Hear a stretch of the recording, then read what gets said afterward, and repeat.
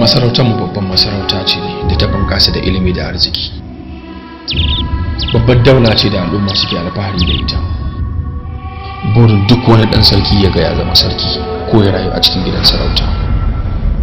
Allah ya taimaki sarki. Ina so zan ga mahaifiyata. Ba za ka ganta ba, ta shiga koma. Karni na 20 lokacin mulkin turawan mallaka a ƙasar Jadarwa.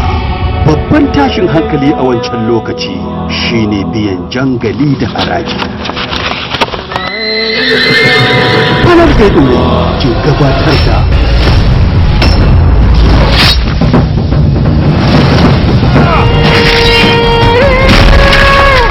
asirin ya gama turuwa.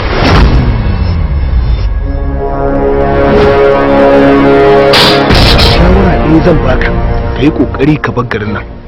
Bayan kwana biyu idan ƙura ta lafa, zan aiko ma iyalanka. A daren nan kenan.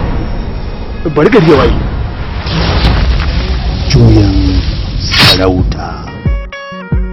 Yawwa, kun gaishe.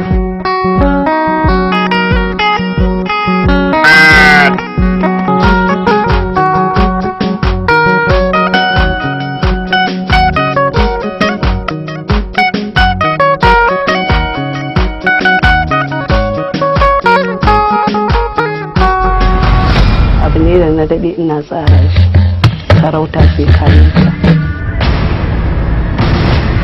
Tun kana jaririnka nake share maka hanya don ka zama sarki, babu wanda ya isa ya tsayar min da kai. Juyan sarauta.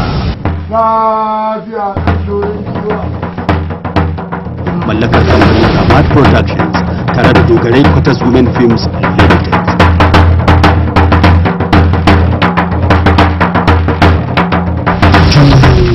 Sarauta.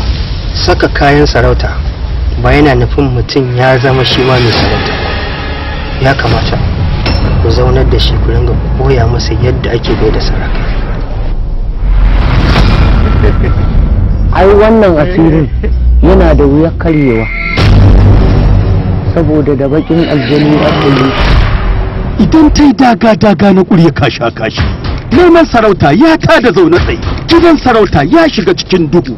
An bi malamai, an bi malumi, an bi matsafa, an bi matsafa, an bi yan bori, an bi yan bori, an bi dare, an jari. Munafukai da magulmatan bayi suna ta kai komo tsakanin ƙarya da gaskiya.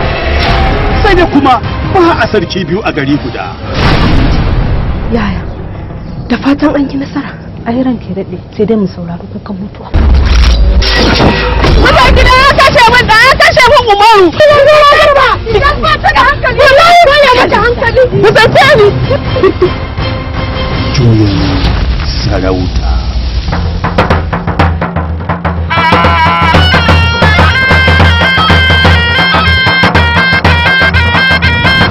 Juyin sarauta. Ina fadar taki take a wajen sarki. Batu.